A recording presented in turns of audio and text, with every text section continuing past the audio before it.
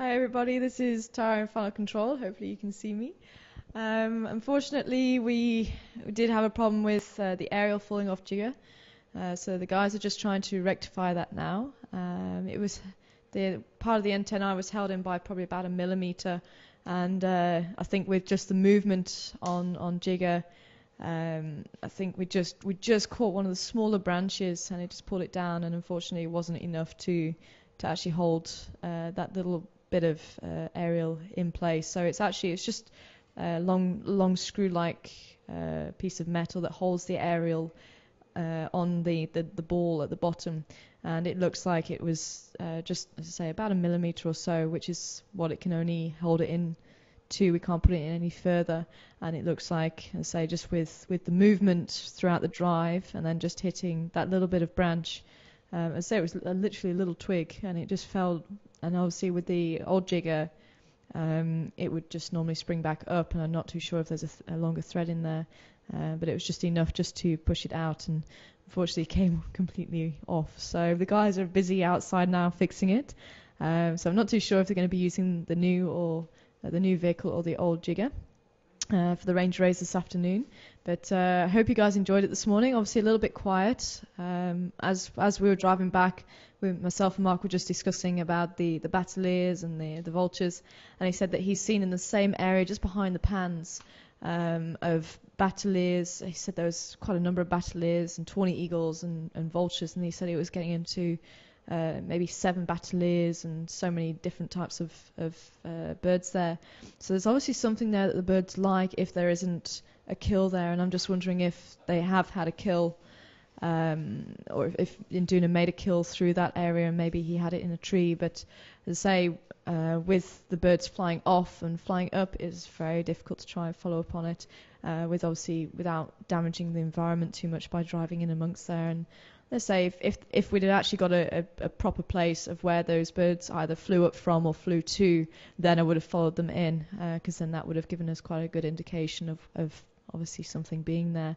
But as I say, I don't particularly want to try and ruin the environment just on a whim like that. That was sort of too different, too difficult to actually determine. So thank you very much everybody for joining me on the new vehicle. As I say, I'm still quite intrigued to hear any feedback, if it looked like a smoother ride from Jigger. As I say, it's definitely different to drive from the Jigger, and obviously with it being a longer vehicle, it's going to be quite interesting to see how it handles off-road. As I say, I've been used to driving the Land Cruisers, which is slightly longer, so you do have to think even more about going through into small spaces, and obviously trying to reduce as much damage to the bush as possible. So just to answer Alan's question, do we have problems with tsetse flies at Juma? And as far as my knowledge, they actually don't occur here. As far as I understand, they tend to be further north and in areas where it's very, very damp. If I can remember rightly, I think they do prefer sort of marshy areas, and we don't really have much marshy areas around here.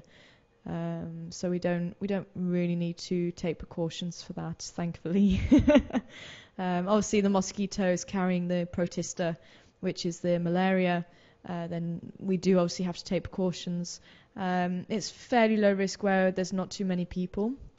And the Anopheles mosquito, which is the type of mosquito that carries this tiny animal, the protista, malaria, then it only really sort of migrates about 200 meters away from its birthplace. So as long as there's no stagnant water around, or any tires that collect water, that sort of thing, then we shouldn't have a big problem with them sort of flying around here.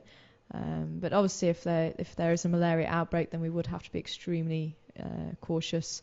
But so far, as I say, I just usually put mosquito spray on, try and keep myself covered up as much as possible through the night, and that sort of thing. So that's the only one that we really need to be careful with. But yeah, so hopefully that's answered your question, Alan. So thank you very much everybody for joining me, and as I say, do join Patrick this afternoon, see how well he does with the Ranger race. He's got 14, possibly 15 to beat. I'll have to find out from Herman what the score actually is, and I'm sure Herman will either have let everybody know or will let you know. And as I say, Mark has definitely set quite a high standard, which is great. As I say, I must admit it was a lot of fun yesterday. I really enjoyed being on camera with Mark. And as I say, hopefully you enjoyed the baby giraffe that we found this morning, and obviously those zebra and the impala, and again having a look at some of the plants, which was very nice. So yeah, do join us later on at 3 o'clock for Patrick's leg of the race, and I shall see you again probably tomorrow morning, I think it is. So do take care for now, and we'll cut back to Gowrie Dam and see what else we can find for you. So do keep a lookout. Maybe the leopard might come back around this area. We shall see. Keep your fingers crossed. But otherwise, take care, guys, and we'll see you again.